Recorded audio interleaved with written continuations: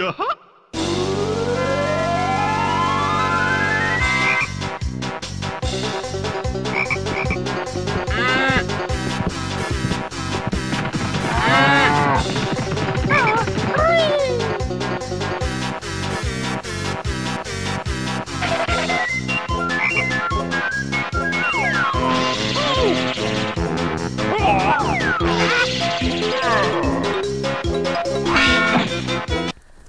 What's up, guys? It is Banjo Kid 67, and it is a Sunday, and I am really bored, and I want to read a creepypasta for some reason, because I have seen a few videos on YouTube of people reading creepypastas, and it is really cool.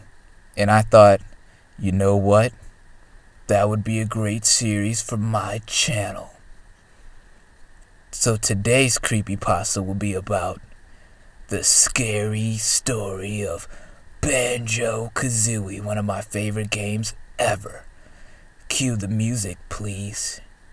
All we need is some music to make this creepypasta what it is. So let's begin the story. I remember when I was about 8 or 9. You know, that age when you live the innocent life without a care in the world. I spent a good amount of my childhood time playing video games. Hell, I even made friends with other kids who played it too. I knew a kid back then who was named Tony. Tony. What a great name.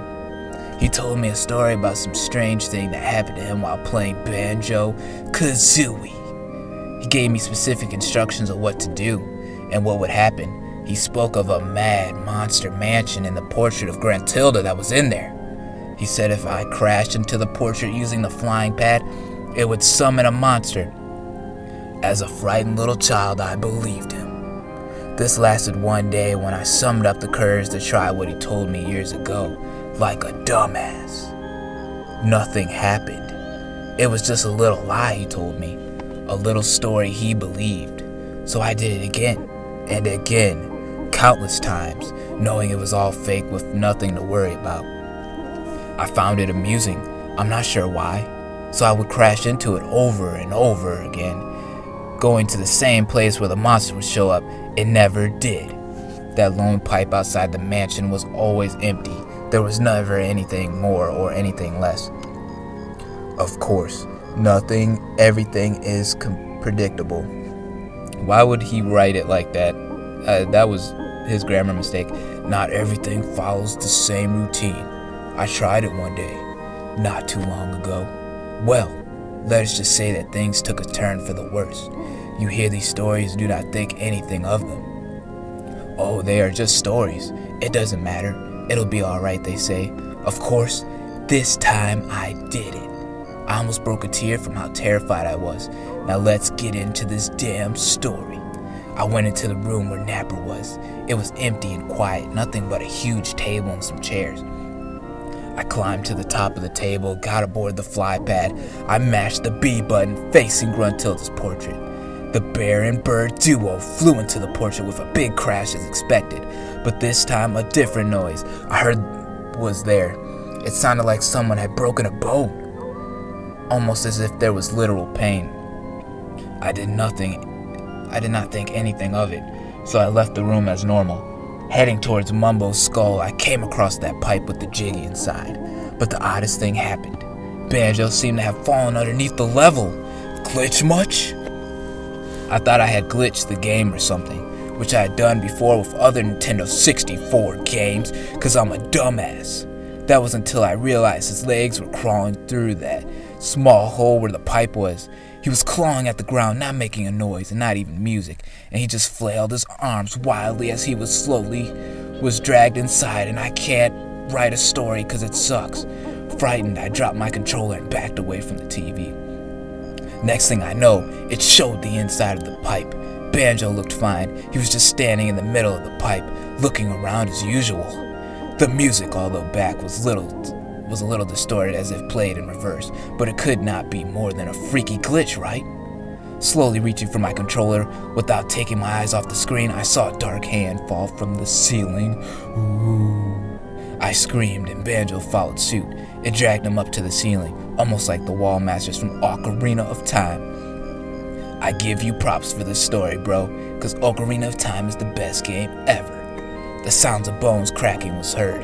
Banjo screamed in a voice that sounded as if his throat was filled with blood and he was experiencing unspeakable true pain.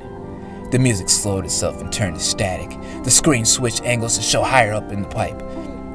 The hand pulled him further up slowly and painfully. As it got closer to the screen, I could just see the hand gripped around Banjo's neck, nearly tearing Banjo in two. It was as if his head would pop off at any moment. I could not believe what I was seeing. Banjo flailed around as the hand dragged him up into the darkness. Eventually, the screen went completely dark. How the hell did any of this shit happen in the in-game engine? I cannot tell you, but let's continue on with the story. Shortly after, the game over transition occurred. However, the black background with the witch's face was red. Surely this could not be real. I had to be dreaming, but somehow I knew I was not. I was frozen in place with the beads of sweat falling down my face. Suddenly, the game started the game over cutscene. Tooty, Grunty, and Klungo were all together, except it was definitely different. Tooty was strapped into a chair with Klungo standing at her side, i.e. Banjo Kazooie. Well, Tooty. Grunty was slowly cutting into Tooty's arm, dissecting her little fresh piece of meat. The screams from Tooty were painful to hear as her head shook violently in agony. Ah! Grunty held up the knife and continued to pierce through the arm. After it was cut off, she threw the arm to Klungo. He began to gnaw on it. Gruntilda's eyes were filled with madness. Oh, she is a mad bitch. Wait, no. Madness isn't the word for this. This was true pleasure from causing pain, a fantasy fulfilled. She enjoyed herself with a wicked and sadistic grin. With the knife she carved into Tooty's stomach, blood flowed out and organs dropped to the ground, splatting in a way too realistic for a game to recreate, because this isn't a real story. No way could this be real. I kept telling myself it was not, but it was, and I knew it. I just could not accept it. Grunty held the knife up to her mouth and licked the fresh blood off of it. Satisfied, but still eager for more, she violently stabbed Tooty in the eye, then threw the eye across the room, cause the eye is the best place to stab people, right? Leaning towards Tooty's face, she smiled and chanted something quietly as she slowly slit the blade across Tooty's neck. The knife began to slowly drip with the blood of her victim. It faded out to a soundless black screen. The TV was definitely on, but there was nothing on the screen. Ooh. I stood in place, still too scared to move. I still could not believe what I had witnessed. After a couple days, I decided to try it again. Surely no one could sell something like that to the public, right? I went through and crashed into the picture. Nervous, I slowly walked up to the pipe. There was nothing. I stood waiting, but it did not happen. Everything played as normal. I tried multiple times, but it did not work. Why would it work that one time, but not another? What came over my game and made it insane? I wish I could have moved and gotten a picture or a video. Anything I could have gotten as a shred of proof. But this story is too bullshit for proof, right? So that's the end of the story. Now, the story is stupid. Most of these creepypastas are. I just wanted to do this because, you know, like I said, I was looking around YouTube and I saw some other people doing it. It was like a really good idea, so I thought, let me try it. So at the end of the story, this is what this asshole said. I'm not asking you to believe me. I just want to share my tale with whoever it may interest. I will keep trying it. This time prepared, and maybe, just maybe, I can get a single photo of what happened that night. That makes me laugh because I don't know how the hell this guy came up with this story. Actually, to be honest, this story was actually pretty good. It was one of the better creepypastas I've read.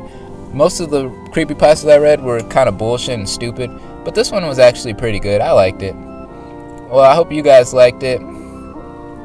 Thanks for watching this video. Like, comment, and subscribe.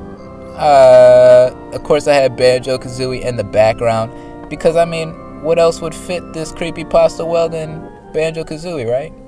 Well, see you guys later. Peace out.